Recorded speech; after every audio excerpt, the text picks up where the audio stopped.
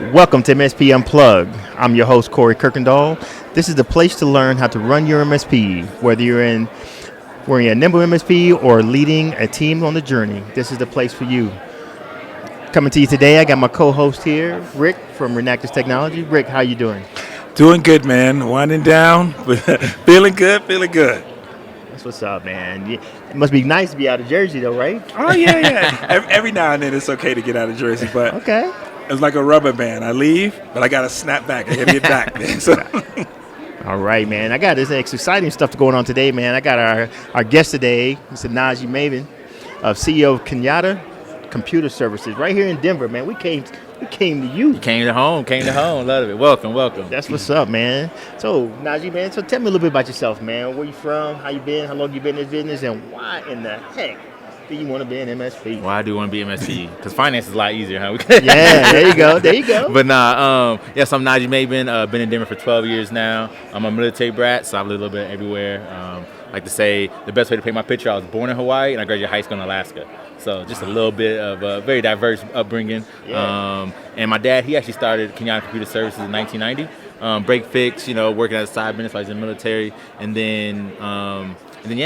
I graduated college in 2018. Worked a few jobs and was like, saw the opportunity he had here. I was like, this IT business, it's not going anywhere. What can we do? How can we scale? Yeah. So worked as a tech for pretty much 2 years full time, learning the business. Field Nation work market. I was out there hustling. I was out there doing Microsoft migrations, out there pulling cable, just learning, what to take to be in the IT industry. And then by 2021, we were figuring out, how to get some MRR, because as a project-based business, you're hustling. You wake up, you gotta find the next meal, right? And we was like, how do we build that recurring revenue model? And that's when we learned more about the MSP space. So since 2021, we've been growing the MSP space and just trying to see how we can keep scaling and getting bigger. Man, that's what it's all about, man. So your father started it. Now you coming in and running it, man. You kind of took that Zappos approach, man. Start at the bottom, figure out what it is, and now you just learn it. Okay. I know there's always a thing behind it. So tell me about the name, man. Tell me about Kenyatta Computer, man. So give me an idea what that's about. Yeah, no, I love answering this question. My last name's Maybin, and Maybin's an Irish name. Okay. And I don't know if you can look at me. I'm not Irish. No.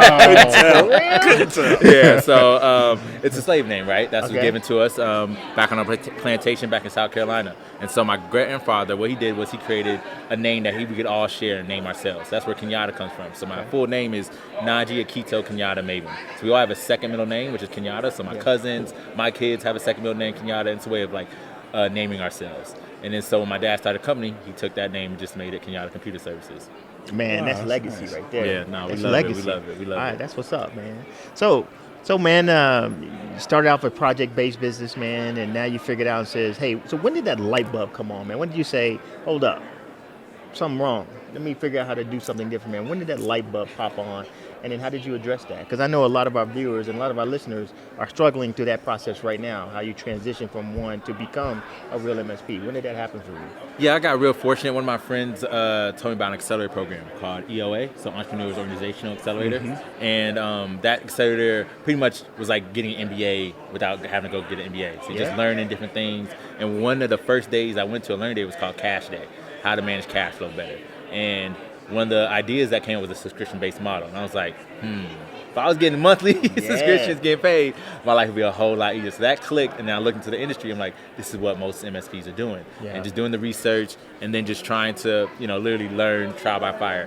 I honestly, my first couple clients, I had no idea what a true MSP was. We were just, I can provide these services. Trust me, we'll figure it out. Well, I didn't tell them I was figuring it out. But trust me, and we'll provide the services, and just learning that process. Just really, you got to kind of get it in front of you, get the hands on, learning how to do that help desk, learning, what kind of products and tech stack we need done. It was that first year or two was really just trial by fire, just drinking from the water hose, just trying to see how we can build out the MSP. Okay. Yeah, I'm just thinking, it's like when you said that, I didn't really know what it was, because a lot of us have gone through that, particularly when you were in the teens, I'll say the 2012 to 2019, that MSP term was just because people were doing it and didn't know that there was no term for it at that time, right? You were just doing it and charging people for it. and now it's clicked now, and then, now it's there's a roadmap to, I guess, some sort of roadmap to being an MSP. Kind of what we're doing here, trying to help people learn it. But it's just funny how when you said that, because I remember doing the same thing. I hadn't heard the term MSP until I started listening to this show maybe 10 years ago, well, a little longer than 10 years ago. Then it was called something else at the time, but I didn't know what the hell an MSP was. But I was doing that. But in my story, I'll say, we converted to MSP in 2015 because we were break fix. But I'm just thinking about the fact that we all were kind of doing some form of this, didn't have a term for it. But now for you guys now, do you, as now you're official MSP, I guess, do you focus on a niche or an area, or is it kind of like you deal with a variety of different customers? Yeah, so as you know, when you're beginning, you're saying yes to everybody, right? I'd say yes to anybody, as long as you meet our price point, you want to work with us, we say yes to everybody. But as we've grown and develop our platform, we kind of understand where our strengths are and which industries align better with those strengths. It's like retail. We love working retail because we're fast. In retail, they care about speed. Something goes down, network out, they can't do business. They can't make money. It's really simple for them. And so we're really fast with our help desk. And so we work well with retail. We work well with nonprofits. We have a big community push. Yep. We truly believe one of our values is if the world's not improving around us, the people we work with, our employees, our team, we're not doing our job. And so community is real important to us, so we love working with nonprofits, a lot of shared values. And then engineering, construction space. My background is engineering, so we kind of speak their language. We kind of understand what they need, some of the complexities, software, and things of that nature. So we work really well in the engineering and construction space. That's cool. I mean, and it sounds like you guys are dialed in. You know what you're good at, and you focus on that, which is cool because, again, a lot of us, myself included, I have some industries that I focus on, but we do work outside of those. But I love the way that you can say, this is who we work with and this is why, this is what they need, which is a lesson that we all should take, because again, the whole thing is meeting the customer's need and then knowing what you're capable of at the same time too, knowing what you're not capable of. And I just think that's a good thing. It's a way to dial it down a little bit and be focused on it.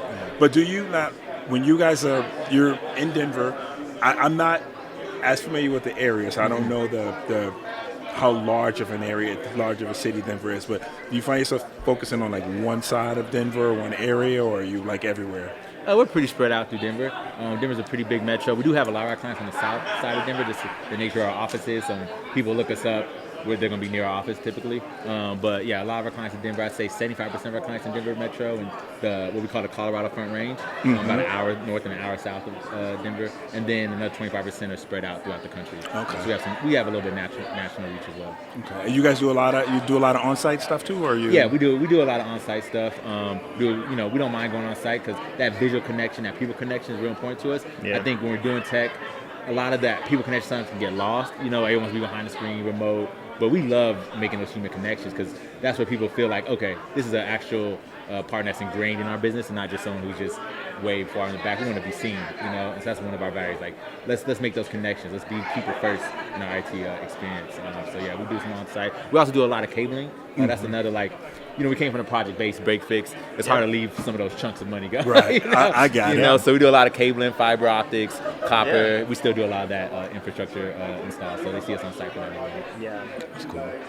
Yeah, man, we call those are those door openers, man. What I'm loving is a lot of people in the MSP, man, is we have this thing because everything we do, everybody needs. Yeah. But I love that you have a very snipered approach, like Rick said, man, is that, hey, I focus on nonprofits, retail, engineering space. Here's where I want to get in, because now, man, now you're very focused and you know exactly where you're headed out, and then you can become an expert in those areas and where it comes from. And I love the fact that you still have that on-site piece and where it comes from. Now, what really gets me, man, is you say you've been doing this one since 2017, 2018. Yep. You're dialed in. This class, EOA, what you said it was? Yep. Got you to that point where you want to get in, man. That's where a lot of MSPs have a struggle. We're still trying to do everything to everybody, and you're dialed in so hard and so strong, and relationship building and all that good stuff, man. So tell me, so you say, how did you get into that class, and then truly, how did that evolve the business to where it is today, and that impact that you have on yourself? Oh, it was very big. again, it's just the network you keep, right? I think just surround myself with people who are doing a lot of similar things. So one of my friends who's also an entrepreneur, he was like, this accelerator program is perfect for you. You need to come check it out. And I went and checked it out. I was like, these are my people. It was like, because the accelerator program is all for entrepreneurs right across. It's not just MSP focused. It's for entrepreneurs from all fields and people who want to scale, right? So when we joined in 2021, we were at around $250,000 in revenue. And then we went from, in 2.5 years, went to 7 figures in revenue. And that's just from the accelerator program that really put those principles from a book called Scaling Up. And that book really showed how you properly scale a business, through 4 principles: cash, people, strategy, and execution. And in that order, right? You gotta have cash. You gotta be able to manage cash for your business to succeed. The next important thing is people, right? Without people, there ain't no business, right? People is the most important thing after having money. And then strategy and execution. Just really those 4 pillars really help bring the business. I was going once a month, and every month I would come back to the team like, hey, we got to implement this. I'm a true nerd at heart. Like I just I need all the information. I intake information. It's like input, output. Well, here's new information. How do we apply it? How do we put it in place? And it was very instrumental to getting us where we are today. The reason we exist is because you cannot stay ahead of all threats. It's impossible to detect every threat out there before it becomes an issue. So what we do is we block by default. And when you block everything by default, it really doesn't matter if it's known to be bad. If it's not on the list, it cannot run in your environment. And that is our core focus. Zero trust principles, block first, limit what applications can do. And the other stuff, yes, we chase the threats, we hunt the threats, we do everything else, but that's the backup. The core of ThreatLocker is zero trust. The team is the real part of it. Cyber heroes, we call them, and they range from everyone from the marketing department right through 24-hour, 365-day-a-year support to our clients, which is less than 30-second response time. We've got some of the most advanced threat intelligence team, advanced development teams in the world, and we're constantly hiring and growing that team. And that's what allows us to deliver the best service. Man, that's big. We went through something very similar, man, called 10KSD with Goldman Sachs. Very similar program. I love those because what I love about it is you got a chance to hear from other businesses that were having similar struggles. Exactly. And then where it came from is like, hey, how can I apply that to my industry and be able to do it? And you learn that with that recurring revenue model, right? Not going to an MSP show, went to another spot and says, if I get that recurring revenue going on, I think that's what I need to do to make it happen from that perspective. Now I want to switch back on that legacy side, right? Obviously, Kenyatta is legacy. You had your father around and where it is. So now that he's sitting on the backside, what is his role in the company, man? And how is he seeing the company progress? You got to be proud, Pops. Yeah, he's going to make sure everyone knows. Yeah, he hit me up a while ago, man. He let me know who he was. He's going to make sure everyone knows. He found it. He's going to make sure the legacy is known. But it's been great, making parents proud, making the family proud. Yeah. That was something that was always a strain to me. Family's really big for us. Yeah. So that was always big. And I think now he gets the opportunity to enjoy being a founder, right? He gets to sit back, he gets to learn about the industry, what's going on, find us leads. He's in Vegas now, so he kind of helps run some of the business out there in Vegas, but he doesn't have to be day to day. He can just enjoy being a founder, right? The fruits of his labor. I remember last year, we were just talking about this. I remember last year when we were here, I met your dad, and he introduced me to you. Because, again, proud dad, just talking about, hey, he said, where are you from? I said, I'm from New Jersey. What do you do? I'm in MSP. Oh, let me introduce you to my son. That's how I met you last year here. But I just think that's great, that whole transition, the whole, like Corey's saying, the legacy. And it's again, proud papa thing of watching him start something and then watching his spawn grow that, to a whole nother level, probably more than he probably envisioned, right? What you're doing now. But let me ask you this. When we talk about, you talked about, going through and learning the business aspects of what you're doing. And I stress this on the show all the time, that a lot of times MSPs are more technical than they are business-minded. Now, you've taken the technical that you had, put the business side to it. What do you do now as CEO in the company? And I ask that because a lot of us who are CEOs still have our hand in 25 different things in the company, 24 more than we should. Yeah, exactly. But so how have you been able to manage that part? Yeah, no, I think, of course, as we're growing, we gotta wear a lot of hats, right? But for me, I think I was fortunate to where I didn't have that long experience being a tech or being in the IT field. I came in learning, knowing I wanted to scale the business. So I don't want to be on servers. I don't want to be, I don't want to be managing Microsoft. It's funny when vendors talk to me like, oh, show me your Microsoft partner port. I was like, let me get the login for my tech. I mean, like, that's just not my forte. That's not my specialty. Good for you. So, yeah, exactly. But so I envy you. my day to day is really management, right? Managing, make sure the help desk is doing what it needs to do, assisting my CTO where he needs help at, making sure the project manager is doing what needs to get done. Just really managing and making sure the people are in the right seats and they're supported to be able to, be empowered to do what needs to get done. And then, of course, sales. I love sales. Okay. I love meeting people, making friends. I said, when you're in sales, you're in the business making friends. Mm-hmm. So I love sales. It's like, it's a fun thing to just get out there and try to make something happen out of nothing. And that's why I try to spend my management and sales. Well, that's cool, man. It's a refreshing difference from what we normally hear. Yeah. And it's where I think, honestly, when we say we want to be CEOs, where we should strive to be is on that side of it, is knowing, like I say, there are 25 or 25,000 things to be done, but you have one or two focuses that you need to, and trust your people to handle the rest of it, which I just think is awesome. But also wanted to ask you this.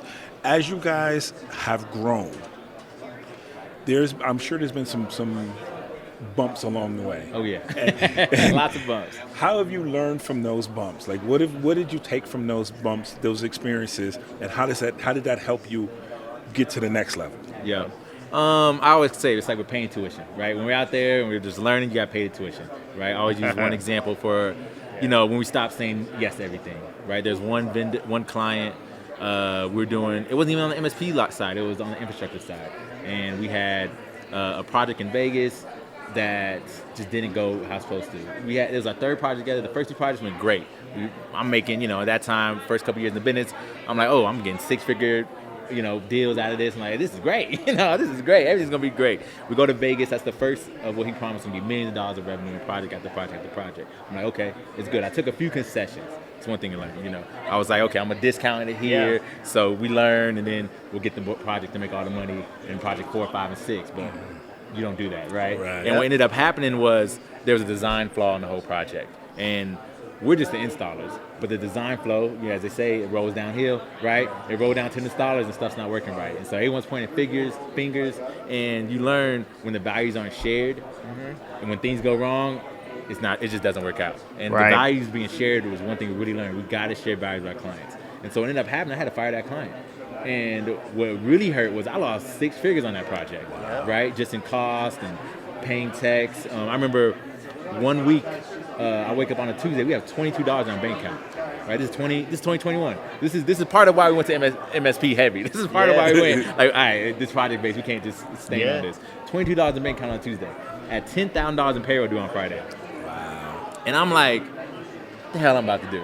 But as entrepreneurs, you got to make magic shakes. So I started picking up the phone, like, I'm calling friends, family, hey, I get you, give me now, give me a couple thousand here, a couple thousand there. Because you know how it goes. If we miss payroll, we could pack up business. Exactly. We just packed up. Like, who keep on walking after that. Because they're going to go find other jobs, and never miss payroll. So we made payroll happen. I have some great friends to this day and family that helped me out, make it happen, and had to fire that client, learn there. Ended up having to raise $100,000 through a debt platform that we called SMBX. We were able to sell bonds, so I did that in the next 60 days. I raised $100,000, get us all back right, pay everybody back, and we never looked back. But just knowing that you're gonna trip, you're gonna fail. And for me, you fail one time on something, that's fine. That's paying the tuition. You fail a second time, now it's on you. Right. Now you're just making mistakes and make mistakes, right? Which sometimes happens.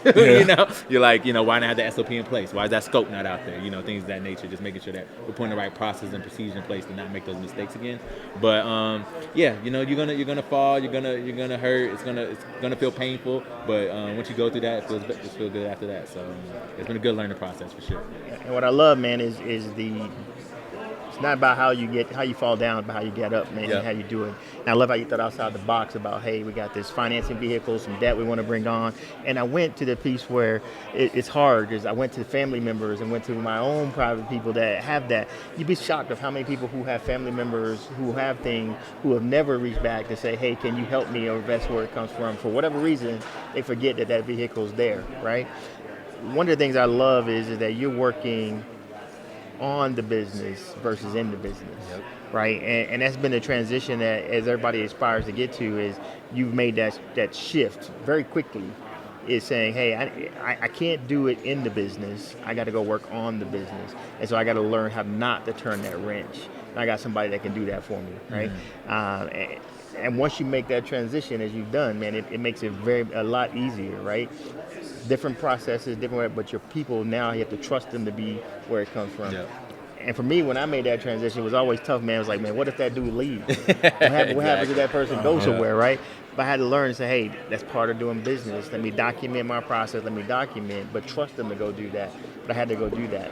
So now that you're working on the business and doing things, where do you see Kenyatta going? Right? What's next? Yeah.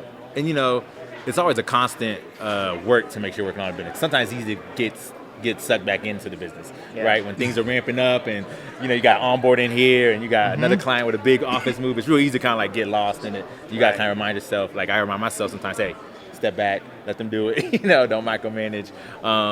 And so, appreciate the credit, but it's definitely a constant work in progress, for that. But as for KCS, we want to grow. Like we want to get to 8 figures in annual revenue. We don't want to sell. We want to continue it being a legacy business. We want to provide opportunity to our community, right? So the only way to do that is not sell. If we sell, we lose that ability to control who gets the opportunity, right? And one thing I love is really being able to hey, you don't have a career path, right? You're a second chance citizen, right? Yeah. You got something on your record that for some reason 12 years ago they won't let you work and get a career today. So come work for us, come pull a cable, right? You pull a cable for us. It's crazy how something as simple as that can open a world of opportunities. And we have people who have literally pulled that cable and then now they're working for IBU, the electrical union, and they got a whole career field, and they're in there, and that's the thing that gets me up. That's what gets me up to hey, I want to do this. I want to run the business and to grow. We want to be the ones acquiring in the future, right? We don't want to sell. We want to really have this be a long-term business. Man, I love it, man. You know what I see is, man, I still, even when I bring in my new guys in, man, the first thing they do from the first week is I have them tear down the closet, build cables, make something like that. Yep. They're like, why am I doing this? I said, because the new engineers have no clue what's in that closet. They don't know how to terminate the cable, don't know how to test the cable. And I said, that's crazy. But to me, that's what made me the engineer. The bare bones. I'm the engineer today, right? It goes back to the old days of the OSI model, right? I know we all know it, right? Please do not what? Throw sausage pizza away. Physical all the way up. Yeah. So I love it, man. And so as we start to wrap this up, man, one, I applaud you, man. My hat goes off to you for what you've been able to do with the legacy business and how you've done. I'm proud and like, damn, man, I wish I was like that back when I was younger, man. Now I got to catch up. But I love it, man. I love the passion. I love what it is. And I love the legacy, man. When I walked up to your dad, man, like I said, he let me know, hey, I'm my boy. I'm my boy. He gonna let him know. He gonna let him know, man. He gonna let him know. Yeah, that's what's up. Rick, anything else you got before we roll out? No, it's inspiring. I know I'm older than you, but it's inspiring to see what you're doing, right? And your approach to it. Now, again, you're hitting it from a different perspective than some of us have, but I appreciate it, and I really do appreciate it. I didn't know a lot of what we're talking about until this conversation, and I appreciate the fact that you have, as Corey is talking about, really put the emphasis on working on the business, right? And that is where the true growth is, because you can, we can tech ourselves to death, basically fixing stuff, but we'll be fixing the same things, and the goal is to be fixing new things, right? To be moving on to the next person in the bigger project in that industry, so in that organization. So my hat's off to you, and I'm glad that we've had this conversation. I'm glad to know you. Hope to have you on again. You can teach us some more stuff. Man. But I want to share it. We appreciate, like when we went to Exchange and I see a room full of black-owned MSPs, I think it helps me know like it's possible. Yeah. Like we could do it, hearing the different stories. So I just want to share the love back, share the flowers back, because without seeing those examples, sometimes you lose sight of the end goal. Like, okay, is it going to happen? But seeing examples, just knowing that it's possible, seeing us in the industry, not just on the sidelines or just following, but being leaders, being change makers beyond just our community, but just to the industry as a whole. So I appreciate what you guys do. Man, that's what we're here for. That's the whole premise of the show, man, is to be able to lift up, bring up MSP, no matter where you are. We all have an opportunity to learn, man. Once you stop learning, it's over. Exactly. Right. So, man, again, I appreciate you coming out on the show today, man. And let me do a little pay the bills right quick. Yeah, no worries. Yeah. I appreciate y'all. Thanks. All right. Tune in every week. You can watch us on your podcasts on youtube.com/MSP Unplugged. Like, subscribe, and hit that notification button, and you'll be notified whenever a new episode is available. You can also take us on the go with your favorite podcatcher app. We're on Amazon Music, Spotify, and Apple Podcasts. And again, I want to thank our guest today, Nahjee, and my co-host, Rick, on behalf of MSP Unplugged. Till next time. Peace.